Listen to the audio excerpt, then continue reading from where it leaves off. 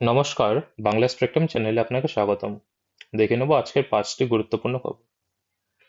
আজকে প্রথম খবর, গড়িয়ার পার্লারে প্রেমিকাকে কুপিয়ে খুন করে আত্মহত্যা করলেন প্রেমিকের। ঘটনাটি ঘটেছে তেঁতুলতলার এলাকায়, গড়িয়ার তেঁতুলতলার এলাকায়। মৃতর নাম রূপবাণী দাস, বয়স প্রায় 50 বছর। প্রায় 15 বছর ধরে তিনি গড়িয়ার তেঁতুলতলায় সেই বিউটি পার্লারে কাজ করেন। অন্যদিনের মতনই সেই দুপুর 5টা নাগাদে তার স্বামী তাকে সেখানে ছেড়ে দিয়ে যান। তার স্বামী ছেড়ে যাওয়ার পরেই কিছুক্ষণ পরে একটা যুবক পার্লারে উপস্থিত হন। এই যুবক হচ্ছে সেই মহিলার প্রেমিক, মানে এক্সট্রা ম্যারিটাল অ্যাফেয়ার। কিছুক্ষণ পরেই তাদের মধ্যে সেখানে তর্কাতর্কি শুরু হয়। তারপরেই সেই যুবক একটা ছুরি দিয়ে সেই মহিলাকে হামলা করেন এবং তাকে মারার পর তিনি নিজেও আত্মহত্যা করে নেন। দুপুর 12টা 45 নাগাদ সেই বিউটি পার্লার থেকে রূপবাণীর স্বামীর কাছে ফোন যায়। স্বামী যখন সেখানে পৌঁছেন, সেই সময় রক্তে ভেসে গিয়েছিল একবারে মেঝে। আজকে দ্বিতীয় খবর, প্রতিশ্রুতি দিয়েও রাখলেন না ট্রাম্প। ঘোষণার কয়েক ঘন্টার পরেই ইস্পাহানের বিদ্যুৎ কেন্দ্রে হামলা। এখানে সেই ধ্বংসের আপনি ছবিটি দেখতে পাচ্ছেন। সেখানে ঘোষণা কি হয়েছিল, মার্কিন প্রেসিডেন্ট ডোনাল্ড ট্রাম্প সোমবার ঘোষণা করেছিলেন যে ইরানের বিদ্যুৎ কেন্দ্রগুলিতে আপাতত 5 দিন কোনো হামলা চালানো হবে না, কিন্তু সেই প্রতিশ্রুতির কয়েক ঘন্টার মধ্যেই ইস্পাহানের বিদ্যুৎ কেন্দ্রে হামলা চালানো হয়েছে বলে দাবি করল ইরান।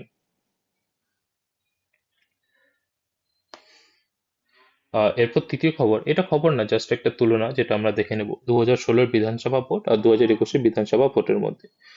2016-তে তৃণমূলের পদ ছিল 211টি, সেটাই বেড়ে 2021 হয় 215টি।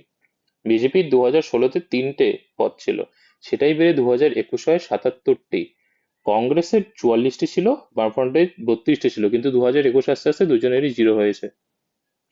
এখন গুরুত্বপূর্ণ বিষয় হলো, প্রাপ্ত ভোট তৃণমূলের ছিল 44.9%, সেটা একটুখানি বেড়ে গিয়ে হয়েছে 48.02% 2021-এ।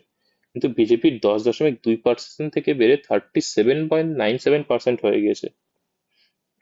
এটা খুব একটা গুরুত্বপূর্ণ বিষয়, এবং কংগ্রেস বামফ্রন্ট দুজনেরই ভোট একদম কমে গিয়েছে। 2026-এর ইলেকশন কি হয় সেটাই এখন দেখার বিষয়। চতুর্থ ঘটনা, রায়দিঘিতে বিজেপি নেতার দেহ উদ্ধার। সেই ব্যক্তির নাম হচ্ছে কিশোর মাঝি, 39 বছর বয়স। তিনি রায়দিঘির বিধানসভার দিঘিরপাড় বকুলতলা গ্রাম পঞ্চায়েতের বিজেপির সহসভাপতি। তার গভীর রাতে তার বাড়ি থেকে 30 মিটার দূরে পুকুর পাড় থেকে উদ্ধার করা হয় দেহ। আহ, রায়দিঘি বিধানসভার বিজেপি প্রার্থী পলাশ রাণা অভিযোগ করেছেন যে তৃণমূল পরিকল্পনা করে তাকে খুন করেছে, কিন্তু আসল খবরটি হলো আহ যে তার স্ত্রী, সেই কিশোর মাঝির স্ত্রী এবং সেই স্ত্রীর প্রেমিক মিলে তাকে খুন করেছে। স্ত্রী অনিমা দাস ও প্রেমিক গোবিন্দ হালদার ইতিমধ্যেই গ্রেপ্তার করে নিয়েছে পুলিশ। এর পরের খবর, হিমঘরের ছাদ ভেঙে দুর্ঘটনায় মৃত 4। ঘটনাটি ঘটেছে উত্তরপ্রদেশের প্রয়াগরাজে। মোটামুটি 4 জন শ্রমিক মৃত হয়েছে এবং ধ্বংসস্তূপের নিচে চাপা পড়ে আরো 12 জন আহত হয়েছেন। এবং দুর্ঘটনায় কোল্ড স্টোরেজের অ্যামোনিয়া গ্যাসের ট্যাঙ্কার ফেটে গিয়েছে, ফলে বিষাক্ত গ্যাস ছড়িয়ে পড়েছে গোটা এলাকা। এই অ্যামোনিয়া গ্যাসটি খুবই বিষাক্ত। এটা হচ্ছে একটা ঝাঁঝালো গন্ধ পাবেন। আর সেই কোল্ড স্টোরেজটা ছিল হচ্ছে উত্তরপ্রদেশের প্রাক্তন মন্ত্রী তথা সমাজবাদী পার্টির নেতা আনসার আহমেদের। সে সময় বহু শ্রমিক সেখানে কর্মরত ছিলেন। আহতদের দ্রুত নিকটবর্তী হাসপাতালে ভর্তি করা হয়েছে, তাদের চিকিৎসা চলছে। রাত পর্যন্ত ঘটনাস্থলে উদ্ধার কাজ চলেছে।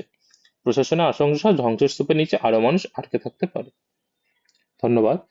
ভিডিওটি ভালো লাগলে চ্যানেলটি লাইক ও সাবস্ক্রাইব করে দেবেন।